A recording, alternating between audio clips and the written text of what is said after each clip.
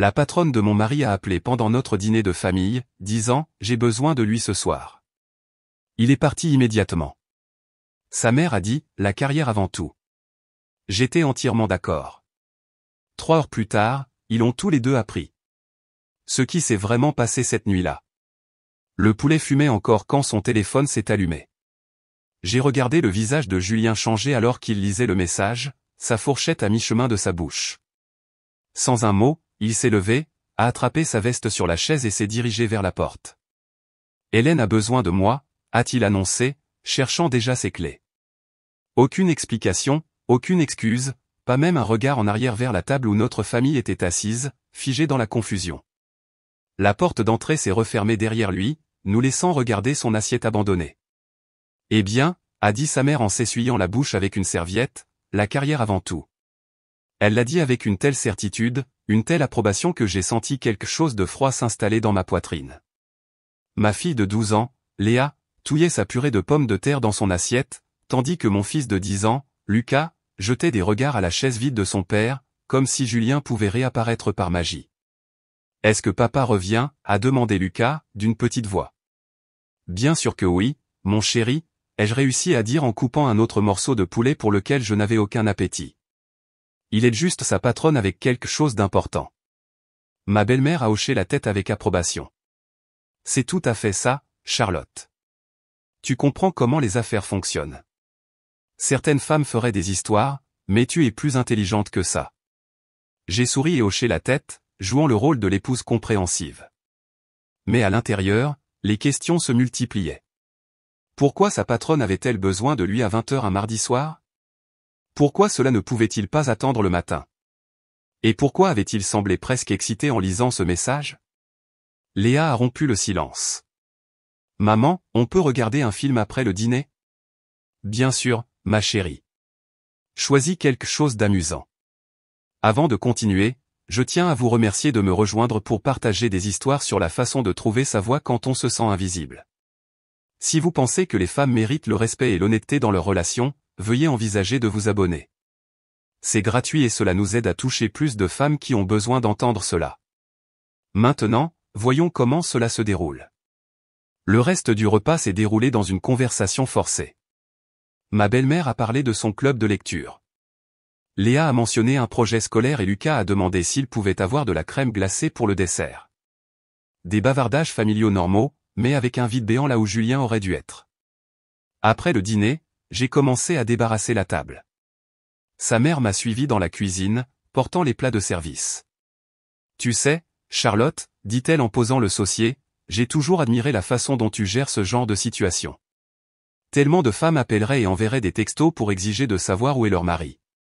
Mais toi, tu lui fais confiance. C'est ce qui fait fonctionner un mariage. » J'ai fait couler l'eau sur les assiettes en regardant les bulles de savon se former. Je lui fais confiance, et tu devrais être fier. Toutes les femmes n'ont pas un mari aussi ambitieux. Julien a un réel potentiel d'avancement, surtout avec quelqu'un comme Hélène pour le guider. Elle a beaucoup de succès, tu sais. Quelque chose dans son ton m'a fait faire une pause. Il y avait une insistance particulière sur le nom d'Hélène, comme si elle savait quelque chose que j'ignorais. Mais j'ai continué à frotter les assiettes, laissant ces paroles me traverser. « Depuis combien de temps es-tu au courant de son arrangement de mentorat ?» ai-je demandé prudemment. « Oh, depuis des mois. Il a mentionné le temps qu'ils passent ensemble sur des projets spéciaux. Des nuits tardives, des réunions le week-end. C'est ce qu'il faut pour réussir dans le monde des affaires d'aujourd'hui. Des mois. Il passait des mois à avoir des réunions tardives avec sa patronne. Et je venais seulement de l'apprendre. Pas de lui, mais de sa mère. Les enfants se sont installés dans le salon avec leur film et ma belle-mère les a rejoints. Je suis resté dans la cuisine, terminant la vaisselle et réfléchissant. La maison semblait différente sans Julien. Plus calme, mais pas d'une manière paisible, plutôt comme le calme avant la tempête. À 21h30, j'ai mis les enfants au lit. Lucas a de nouveau demandé quand papa rentrerait, et je lui ai dit que ce serait probablement bientôt. Léa m'a serré très fort dans ses bras, comme si elle sentait que quelque chose n'allait pas. À 22h, ma belle-mère bâillait et rassemblait ses affaires pour partir. « Dis au revoir à Julien de ma part, » dit-elle en m'embrassant sur la joue. « Et souviens-toi de ce que j'ai dit sur le fait d'être fier. Tu gères ça parfaitement. Après son départ, je me suis assise dans le salon, fixant l'écran de télévision vide. La maison semblait énorme et vide. J'ai pris mon téléphone plusieurs fois, commencé à envoyer un texto à Julien, puis je l'ai reposé. Qu'est-ce que j'aurais dit? Comment se passe le travail? Quand rentres-tu? Tout va bien? Mais je n'ai rien envoyé. Au lieu de cela, je suis monté et j'ai pris un bain. En me prélassant dans l'eau chaude, j'ai repassé la soirée dans ma tête, son départ rapide, les commentaires avisés de sa mère, la façon dont elle avait insisté sur le temps qu'il passait avec Hélène. Quelque chose n'allait pas. Je le sentais dans mes os, dans la façon dont mon estomac se tordait quand je pensais à ce message sur son téléphone. Mais je sentais aussi autre chose. Un étrange sentiment de clarté, comme si un brouillard se levait de mon esprit. J'avais été l'épouse parfaite pendant 15 ans. Compréhensive, solidaire, ne remettant jamais rien en question. Je lui faisais entièrement confiance. Je n'avais jamais douté de ses nuits tardives ou de ses séances de travail le week-end. J'avais cru à chaque explication, à chaque excuse. Mais assise dans cette baignoire, j'ai réalisé que quelque chose avait changé. La femme qui aurait passé la nuit à s'inquiéter et à appeler avait disparu. À sa place se trouvait quelqu'un de plus froid, de plus observateur, quelqu'un qui en avait fini de prendre les choses pour argent comptant. Quand je suis sorti du bain, je suis allé dans la chambre et je me suis assise sur le bord du lit. L'oreiller de Julien sentait encore son eau de Cologne. Ses vêtements de travail étaient éparpillés sur la chaise où il les avait laissés ce matin-là. Tout semblait normal, mais rien ne semblait plus normal. Je n'ai pas vérifié mon téléphone pour voir s'il y avait des messages. Je n'ai pas regardé par la fenêtre pour voir si sa voiture était dans l'allée. Au lieu de cela, j'ai sorti un carnet du tiroir de ma table de nuit et j'ai noté tout ce dont je me souvenais de cette soirée. L'heure à laquelle le message était arrivé, ses mots exacts, les commentaires de sa mère, son regard quand il avait lu ce texto. Puis j'ai écrit d'autres choses, les récentes nuits tardives, les dîners annulés, les fois où il était rentré en sentant un parfum qui n'était pas le mien. Des détails que j'avais ignorés ou oubliés, mais qui semblaient soudainement importants. Au moment où j'ai fini d'écrire, il était presque minuit. J'ai fermé le carnet et je l'ai remis dans le tiroir. Demain, je commencerai à faire attention. Vraiment attention. Non pas comme l'épouse confiante qui croyait tout ce que son mari lui disait, mais comme une femme qui méritait de connaître la vérité. J'ai éteint les lumières et je me suis allongé, fixant le plafond. Quelque part, Julien était avec Hélène, faisant ce qui était si important que ça ne pouvait pas attendre le matin. Et pour la première fois de notre mariage, je n'allais pas supposer que c'était innocent. La nuit où tout a changé ne faisait que commencer. Le lendemain matin, Julien s'est glissé dans le lit à 2h47. Je le savais parce que j'étais réveillé, à regarder les chiffres rouges de l'horloge changer. Il s'est déplacé avec précaution, essayant de ne pas me réveiller, mais j'ai immédiatement senti le parfum. Un parfum doux de jasmin mélangé à quelque chose de floral que je ne pouvais pas identifier. Pas mon spray corporel habituel à la lavande. Réunion d'urgence qui s'est terminée tard, a-t-il murmuré dans l'obscurité. J'ai gardé ma respiration régulière, faisant semblant de dormir, mais dans ma tête, je cherchais déjà ce carnet. Au cours des semaines suivantes, des schémas ont émergé. Les mardis soirs sont devenus sacrés pour des projets urgents. Les jeudis soirs signifiaient des dîners avec des clients qui ne pouvaient pas être reportés. Les samedis matins amenaient des appels téléphoniques mystérieux qu'il prenait dehors, faisant les 100 pas dans notre jardin en parlant à voix basse. J'ai commencé à tout documenter. L'heure à laquelle il partait, l'excuse qu'il donnait, ce qu'il portait, son apparence à son retour. Le carnet s'est rempli d'observations que je n'avais jamais pris la peine de faire auparavant. 15 mars, parti à 19h30. A dit que les rapports trimestriels nécessitaient une attention immédiate. Rentrée à 23h45. Chemise froissée, eau de Cologne plus forte que d'habitude. 18 mars, séminaire de cohésion d'équipe le week-end qui nécessitait une tenue décontractée et un sac de voyage. Les enfants l'ont remarqué aussi. Léa a demandé pourquoi papa travaillait toujours, et Lucas a cessé de demander quand il rentrerait. Ils se sont adaptés comme le font les enfants, mais je voyais les questions dans leurs yeux pendant nos dîners en solo, désormais fréquents. 3 semaines après le début de mon enquête silencieuse, j'ai assisté au cocktail de printemps annuel de l'entreprise. Ces événements m'ennuyaient auparavant, mais maintenant, ils ressemblaient à des opportunités de recherche. J'ai socialisé, sourit et écoutait des conversations que j'avais précédemment ignorées. C'est là que j'ai vraiment vu Marc Fournier pour la première fois. Il se tenait près du buffet, grand et distingué avec des tempes grisonnantes, parlant doucement avec un groupe de cadres. Je l'avais rencontré brièvement lors d'événements précédents, mais nous n'avions jamais eu de vraie conversation. « Charlotte, n'est-ce pas ?» dit-il en s'approchant avec un sourire poli. « La femme de Julien. »« Oui, et vous êtes Marc. » »« Le mari d'Hélène. » Nous avons discuté de sujets sur la météo, le lieu, comment ces événements d'entreprise se ressemblaient tous. Il était agréable, articulé, mais il y avait quelque chose de réservé chez lui. Quelque chose de prudent. « Votre mari a travaillé assez étroitement avec Hélène ces derniers temps, ai-je dit, pour sonder le terrain. » Marc a arrêté son verre de vin à mi-chemin de ses lèvres. Pendant un instant, quelque chose a vacillé sur son visage. La surprise, la reconnaissance, c'est parti si vite que j'ai failli le manquer. « Oui, » dit-il lentement. Elle a mentionné leur projet collaboratif. La façon dont il a dit « collaboratif » m'a serré l'estomac. Il y avait un poids derrière ce mot, une connaissance qu'il ne partageait pas, ils forment une bonne équipe, ai-je continué en observant attentivement sa réaction. Marc m'a étudié pendant un long moment. Vraiment ? Ce n'était pas vraiment une question. C'était tout autre chose. Une invitation peut-être, ou un avertissement. Je devrais trouver Julien, ai-je dit en m'excusant. Mais en m'éloignant, j'ai senti que Marc me regardait. Nous savions tous les deux quelque chose que l'autre ne pouvait pas tout à fait dire. 2 jours plus tard, l'occasion s'est présentée. Julien s'était endormi sur le canapé après une autre nuit tardive, son ordinateur portable toujours ouvert à côté de lui. D'habitude, il était obsessionnel à l'idée de le fermer, mais la fatigue l'avait rendu négligent. Mes mains tremblaient en soulevant l'écran. Gmail était ouvert, connecté à son compte. Je n'avais jamais espionné auparavant, je n'en avais jamais ressenti le besoin, mais assise là, dans la lueur de l'écran d'ordinateur, j'ai senti que je franchissais une ligne sans retour. Les premiers emails étaient innocents, planning de travail, mise à jour de projet, correspondance de routine. Mais ensuite, j'ai trouvé le dossier intitulé « H, personnel ». Mon cœur battait la chamade en cliquant dessus. Des dizaines de messages entre Julien et Hélène datant de plusieurs mois.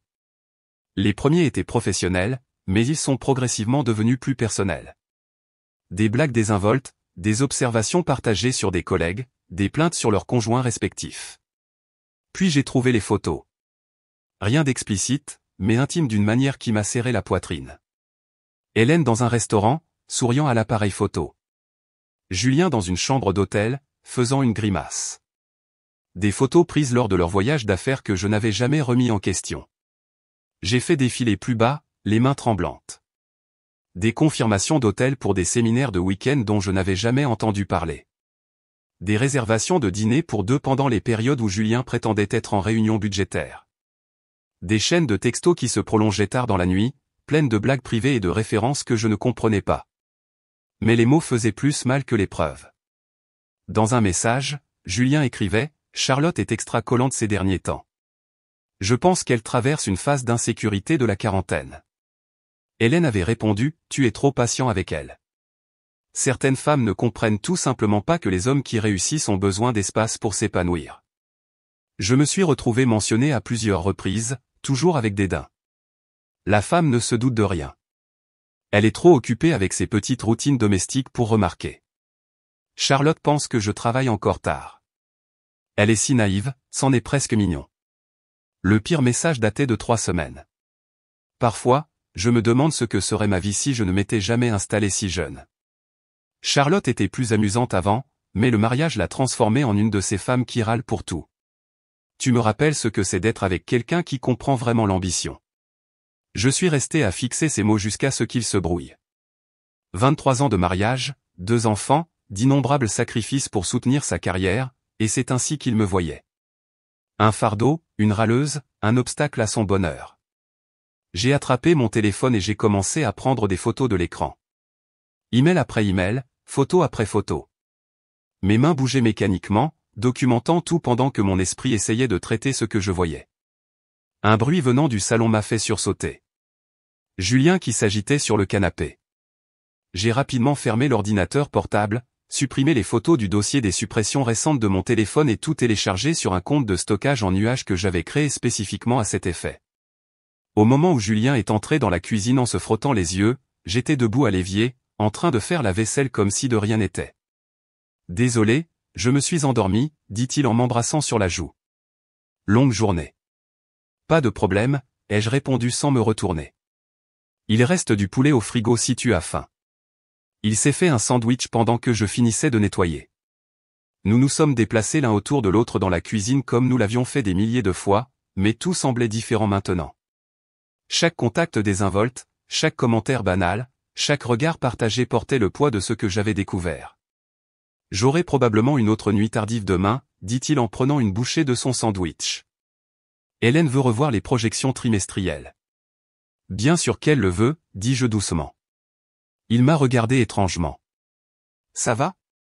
Tu as l'air distante. » Je me suis tourné pour lui faire face, étudiant son expression.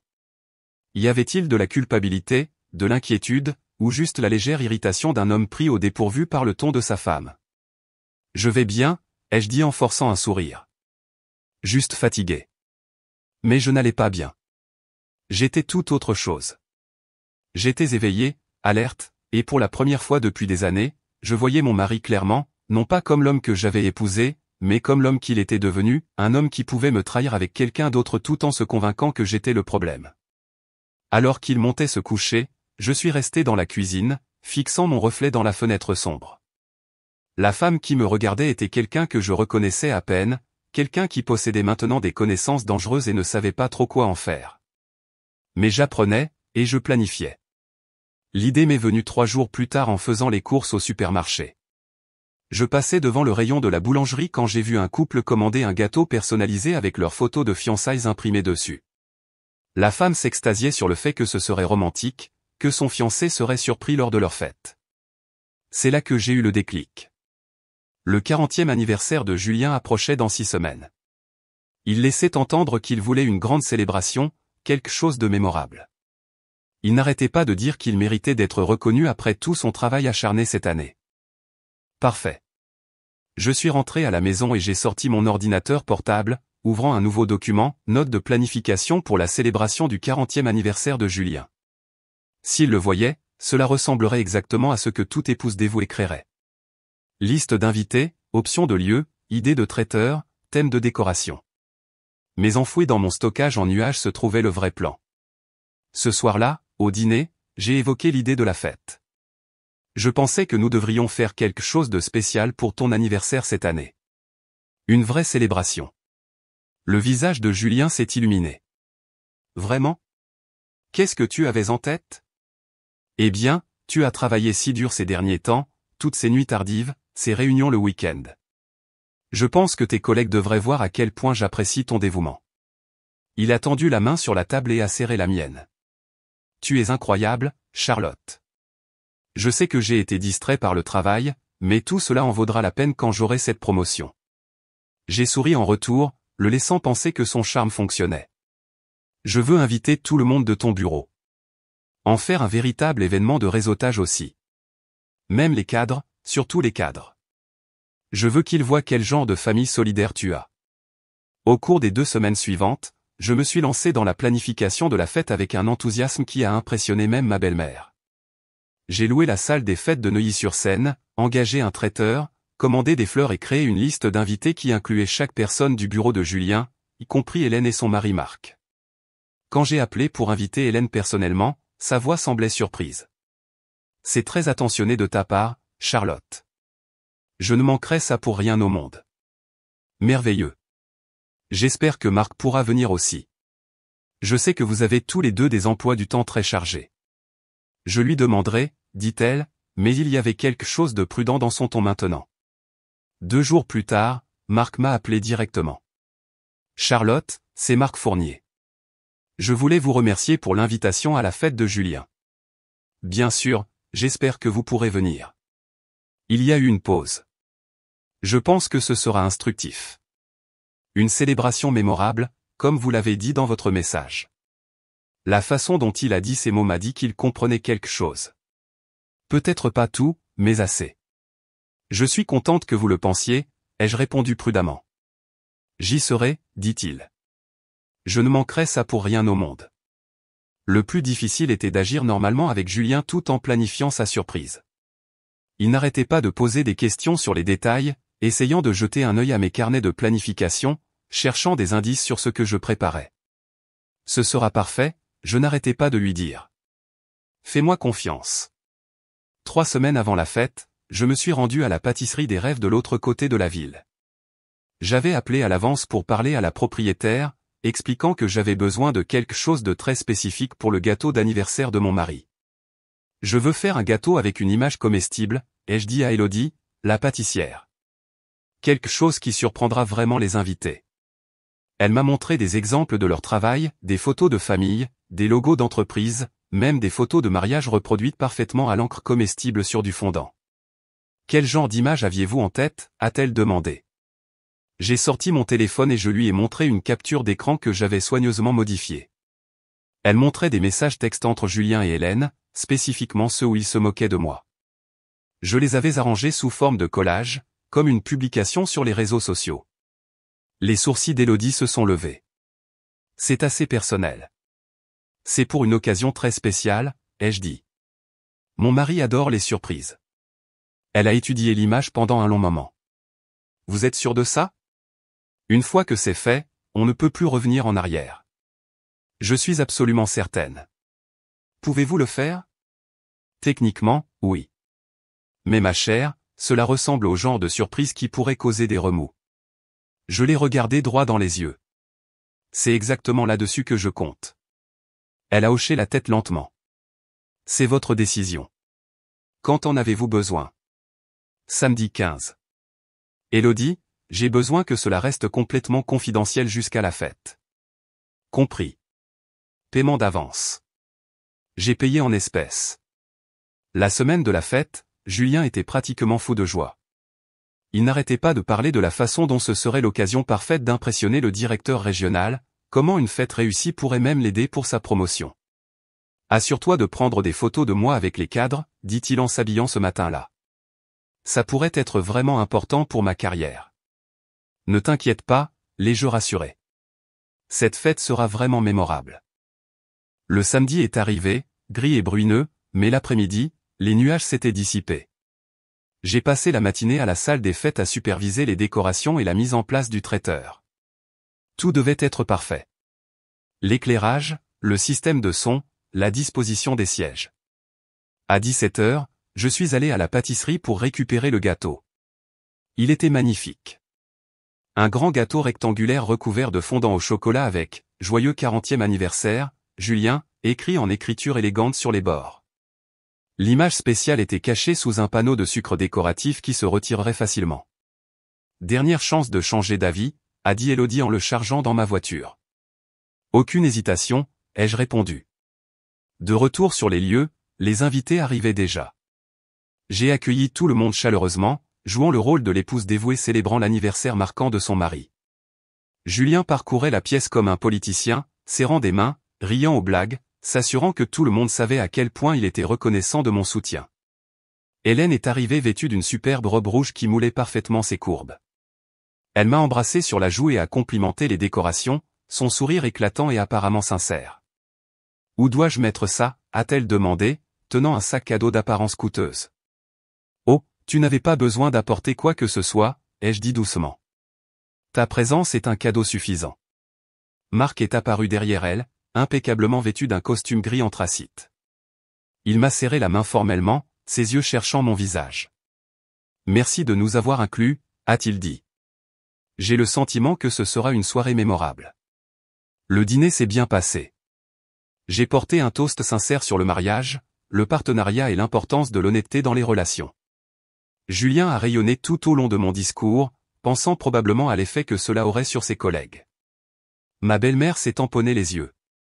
« Vous deux êtes une telle inspiration », a-t-elle annoncé à la table. Voilà à quoi ressemble le véritable amour. Plusieurs personnes ont hoché la tête avec approbation. Les téléphones sont sortis pour immortaliser le moment. Tout le monde voulait des photos du couple heureux. Quand l'heure du dessert est arrivée, je me suis excusé pour aller chercher le gâteau. Mes mains étaient stables alors que je le poussais sur le chariot de service, recouvert d'un élégant dôme en argent. Mesdames et messieurs, ai-je annoncé. Il est temps pour la surprise d'anniversaire. La pièce s'est tue alors que tout le monde se rassemblait. Julien se tenait en bout de table, rayonnant pratiquement d'anticipation.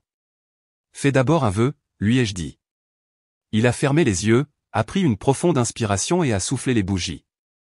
Tout le monde a acclamé et applaudi. Maintenant, pour la vraie surprise, ai-je dit, ma voix portant clairement dans la pièce. J'ai soulevé le dôme avec une fioriture, révélant le magnifique gâteau en dessous. Pendant un instant, les gens n'ont vu que les décorations élégantes et ont recommencé à applaudir.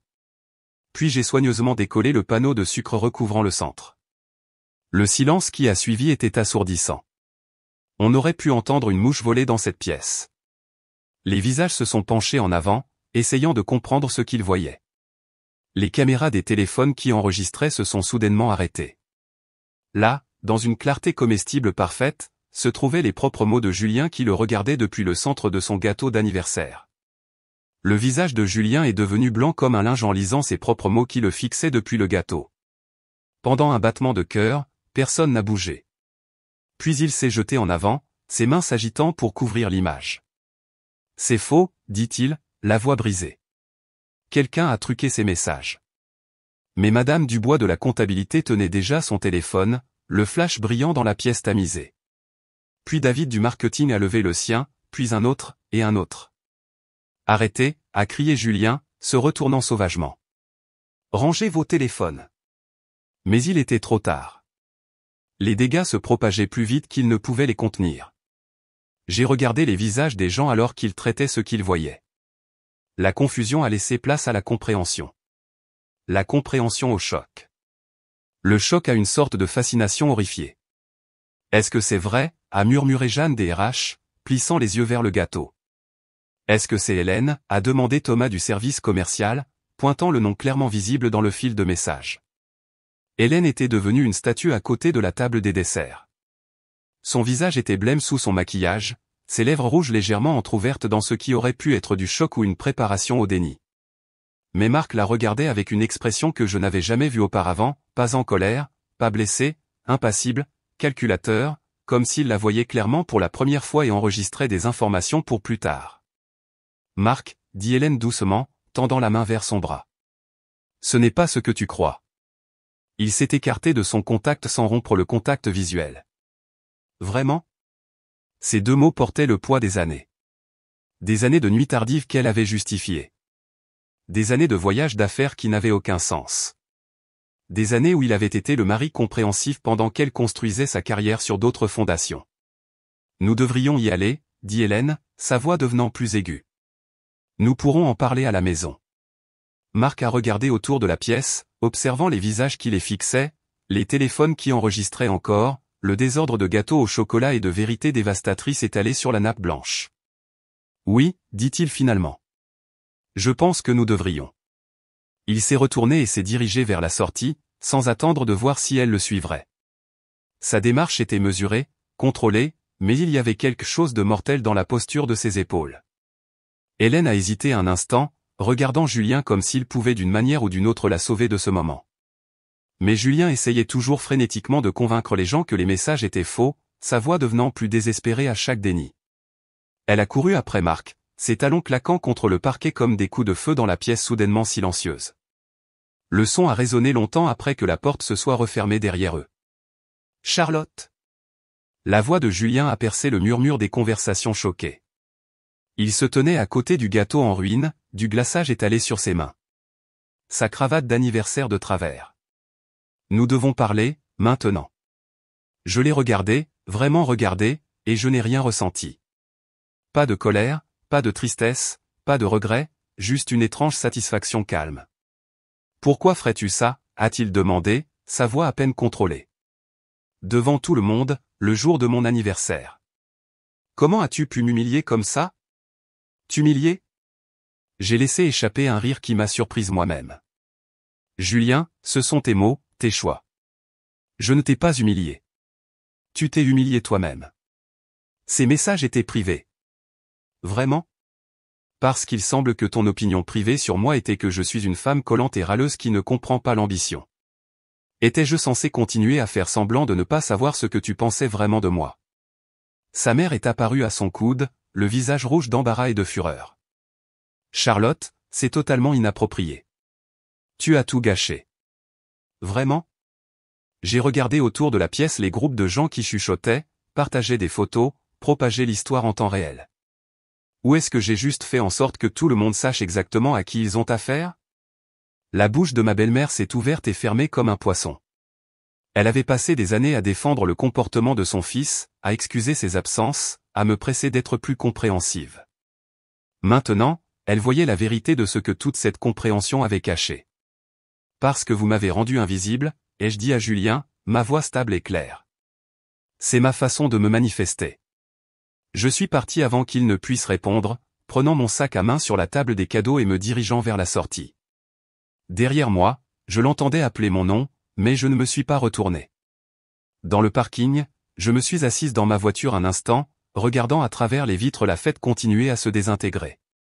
Les gens partaient en groupe, leurs têtes penchées ensemble dans des conversations animées. Certains prenaient encore des photos du gâteau avant de partir, s'assurant d'avoir la preuve sauvegardée. Mon téléphone a commencé à vibrer presque immédiatement. Des textos, des appels manqués, des notifications de plateformes de médias sociaux que j'utilisais rarement. L'histoire se propageait. Au moment où je suis rentré à la maison, 3 personnes différentes m'avaient envoyé des captures d'écran de divers groupes de discussion. L'image du gâteau faisait déjà le tour du réseau des parents d'élèves, de l'association de quartier, même du club de lecture que j'avais cessé de fréquenter il y a des mois.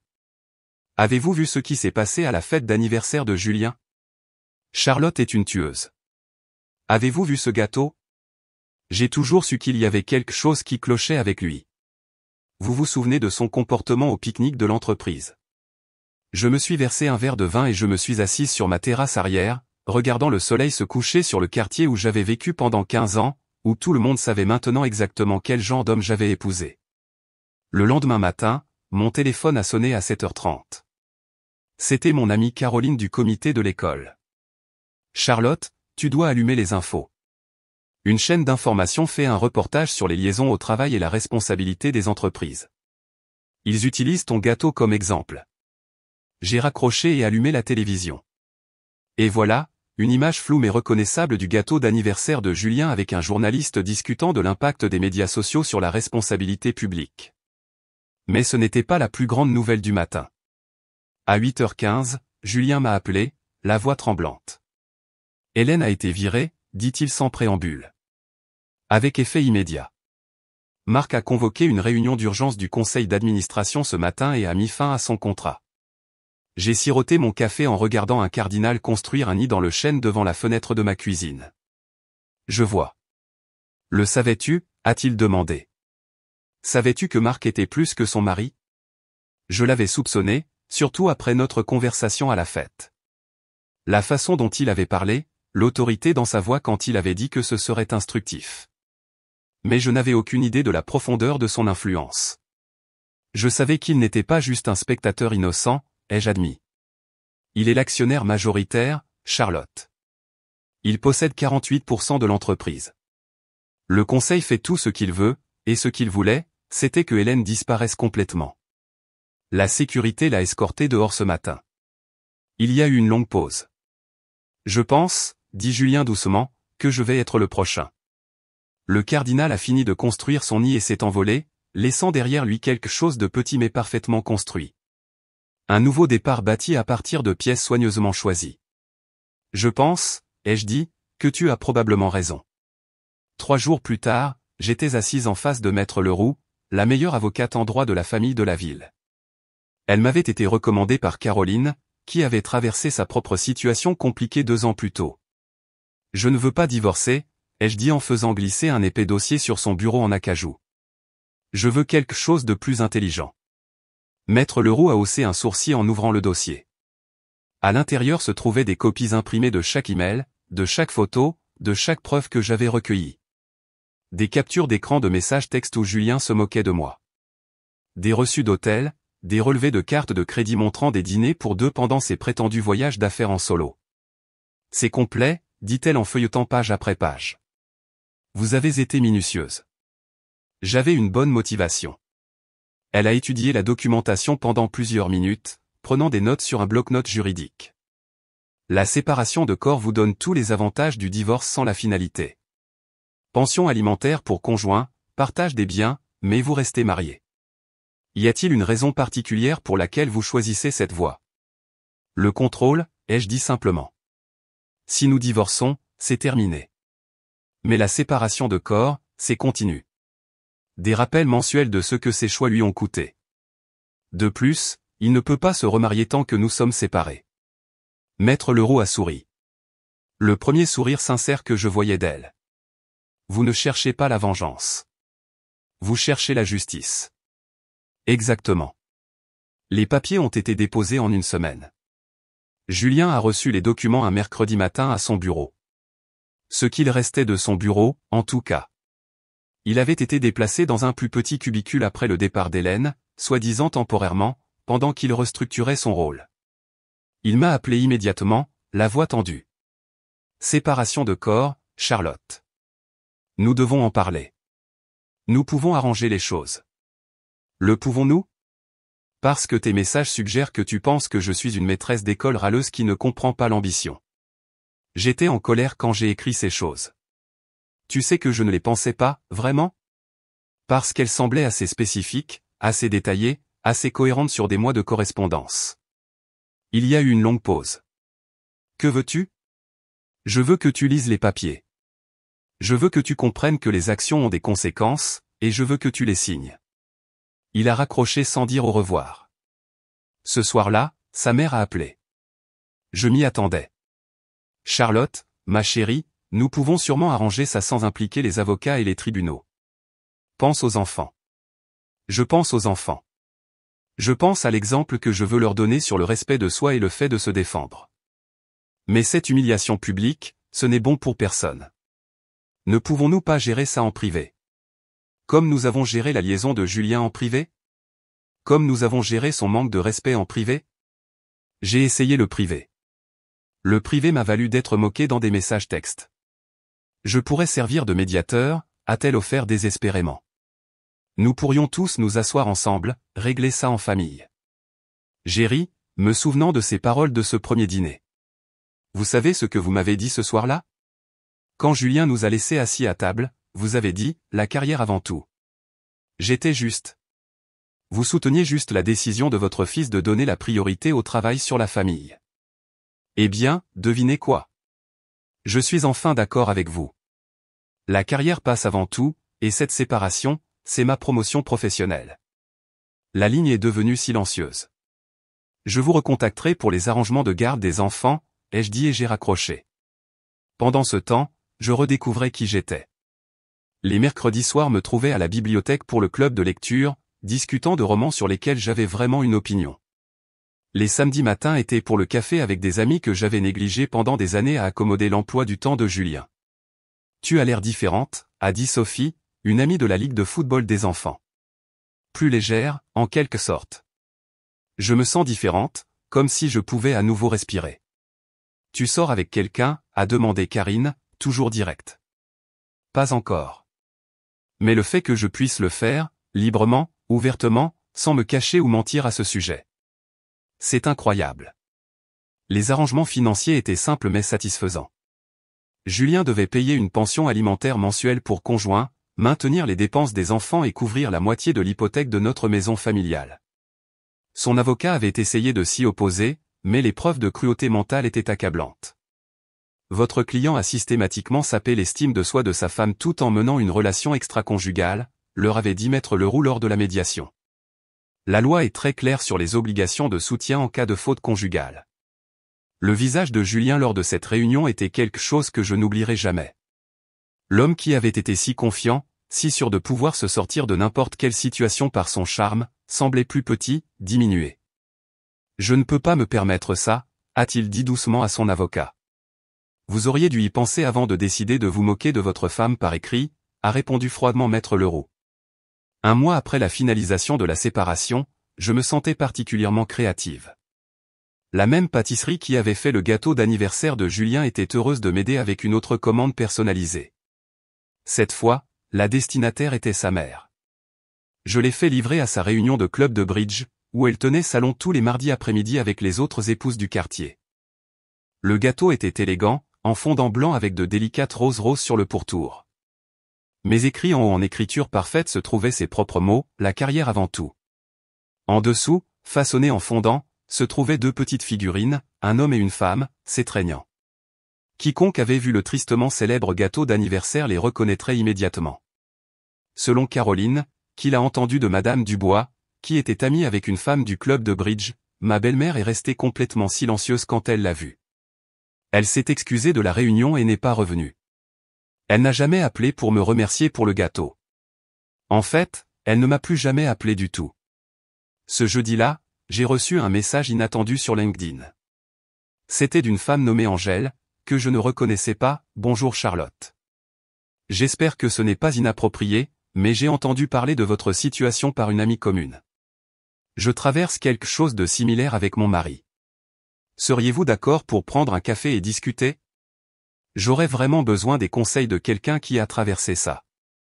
J'ai fixé le message pendant un long moment. Puis j'ai tapé en retour, je serais heureuse de vous rencontrer. Parfois, ça aide de savoir qu'on n'est pas seul. Nous nous sommes rencontrés le samedi suivant dans un café tranquille du centre-ville. Angèle était plus jeune que moi, probablement au début de la trentaine, avec des yeux fatigués et le genre de sourire forcé que je reconnaissais dans mon propre miroir. J'ai trouvé des emails, a-t-elle dit après que nous ayons commandé un café, entre mon mari et sa secrétaire. Je l'ai confronté et il m'a fait passer pour une folle. A dit que j'étais paranoïaque et jalouse. Mais vous savez ce que vous avez vu. Je sais ce que j'ai vu. Mais tout le monde n'arrête pas de me dire de régler ça. D'aller en thérapie. De penser à mes vœux de mariage. Sa mère m'a même dit que les hommes qui réussissent ont besoin d'épouses compréhensives qui ne posent pas trop de questions. J'ai failli m'étouffer avec mon latte. Vraiment? Mot pour mot. Et j'ai failli la croire. J'ai failli me convaincre que je surréagissais. Puis une amie m'a montré la vidéo du gâteau d'anniversaire de votre mari et j'ai réalisé que je n'avais peut-être pas à accepter ça. Vous n'avez absolument pas à l'accepter. Nous avons parlé pendant 2 heures. J'ai partagé mon histoire, ma stratégie, les coordonnées de mon avocate. Quand nous nous sommes quittés, Angèle semblait différente, plus droite en quelque sorte, plus déterminée. En rentrant chez moi, j'ai réalisé que quelque chose avait encore changé. Je ne me remettais pas seulement de mon mariage. Je devenais quelque chose de nouveau, quelqu'un qui pouvait aider d'autres femmes à trouver leur propre force. La femme qui avait fait la vaisselle en silence pendant que son mari la trahissait avait disparu. À sa place se trouvait quelqu'un qui comprenait que parfois, la réponse la plus puissante au fait d'être sous-estimé est de prouver exactement à quel point vous êtes capable. 2 semaines après avoir rencontré Angèle, je me suis réveillé un samedi matin et j'ai réalisé que quelque chose d'extraordinaire s'était produit. La maison était calme, mais c'était le bon genre de calme, paisible au lieu d'être tendu. Mes enfants dormaient encore et la lumière du soleil filtrait par les fenêtres de la cuisine pendant que je préparais le café. Pour la première fois depuis des années, je n'attendais pas que le couperet tombe. Léa est descendue 1 heure plus tard, les cheveux en désordre, et a réellement souri en me voyant lire à la table de la cuisine. « Qu'est-ce qu'on mange pour le petit déjeuner, maman ? » « Tout ce que tu veux, ai-je dit, et je le pensais. Nous planifions les repas en fonction de l'emploi du temps de Julien, de ses préférences, de ses restrictions alimentaires pour n'importe quelle phase de fitness qu'il traversait. Maintenant, le petit déjeuner pouvait être des crêpes à 10 heures du matin juste parce que nous en avions envie. Lucas nous a rejoints, toujours en pyjama, et nous avons passé la matinée à cuisiner ensemble et à parler de tout et de rien. Ils m'ont parlé de projets scolaires que j'avais manqués parce que j'étais trop distraite par les problèmes de mariage.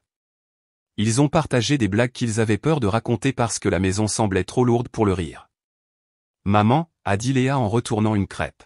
« Tu as l'air plus heureuse. »« Je suis plus heureuse. »« Bien », a dit Lucas en volant un morceau de bacon. « Tu ris plus maintenant. » Cet après-midi-là, j'ai sorti un journal que j'avais abandonné il y a des années. La dernière entrée datait d'avant la naissance de Léa, à l'époque où je croyais encore que mes pensées valaient la peine d'être consignées. J'ai recommencé à écrire, non pas sur Julien ou la séparation, but sur qui je devenais. L'email de Marc est arrivé un mardi soir. J'ai failli le supprimer sans le lire, pensant que c'était du spam, mais quelque chose dans l'objet, merci, m'a fait faire une pause. Charlotte, j'espère que ce message vous trouve bien.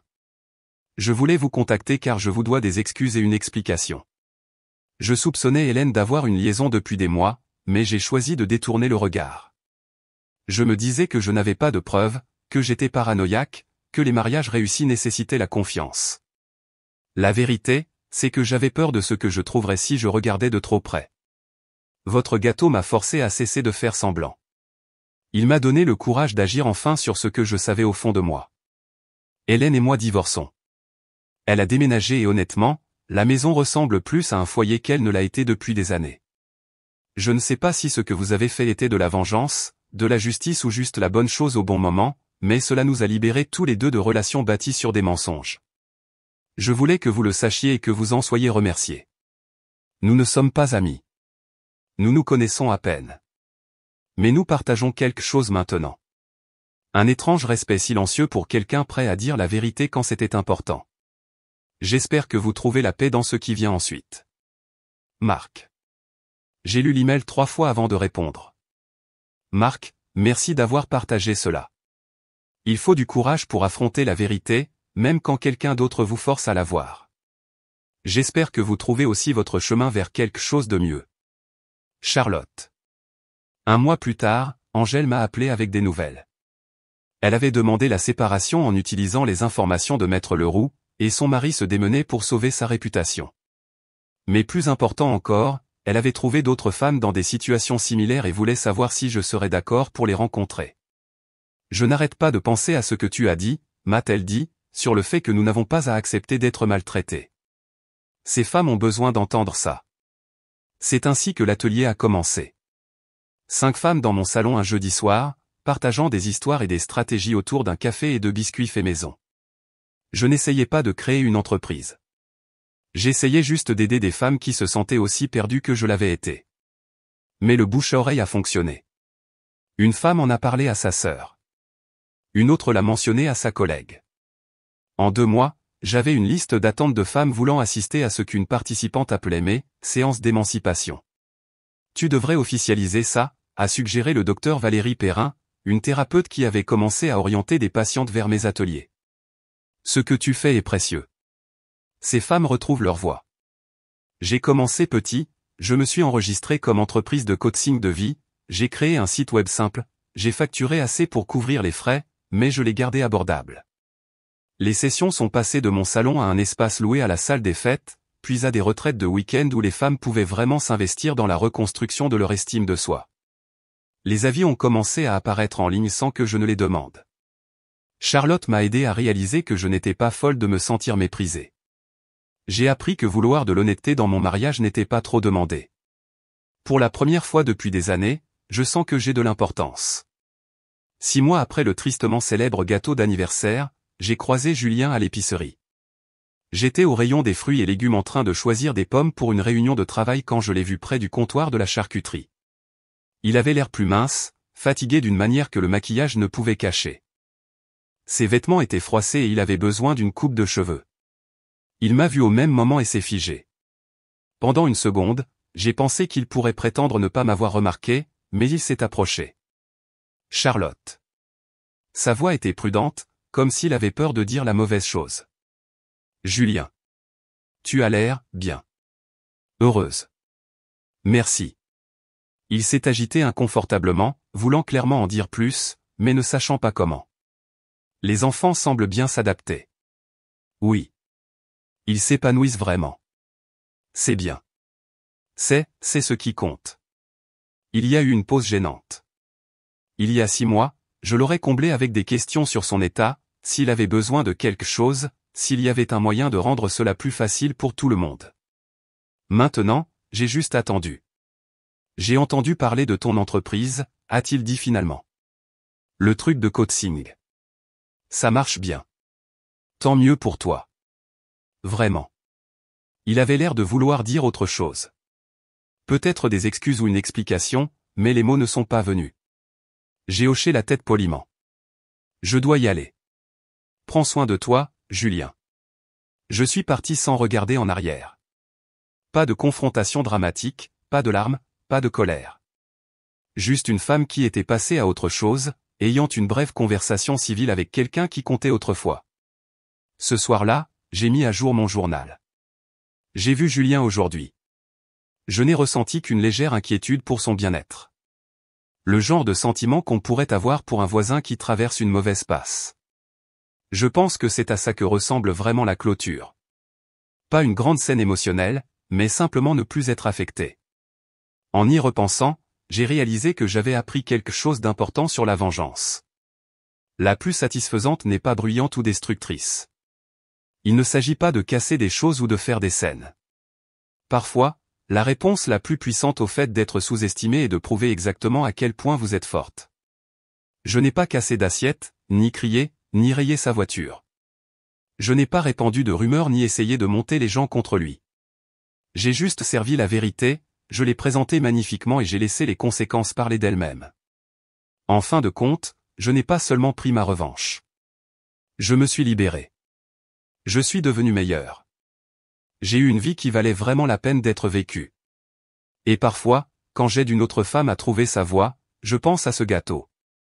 Comment quelque chose d'aussi simple que du glaçage et du fondant est devenu le moment où tout a changé. Non seulement pour moi, mais pour tous ceux qui avaient besoin de voir que les actions ont des conséquences, que la vérité compte, et que parfois la vengeance la plus douce est simplement de refuser de rester silencieuse plus longtemps. Si cette histoire de douce vengeance vous a tenu en haleine, cliquez sur le bouton « J'aime » tout de suite. Ne manquez pas d'autres histoires inspirantes comme celle-ci. Abonnez-vous et activez la cloche de notification pour ne jamais manquer une publication.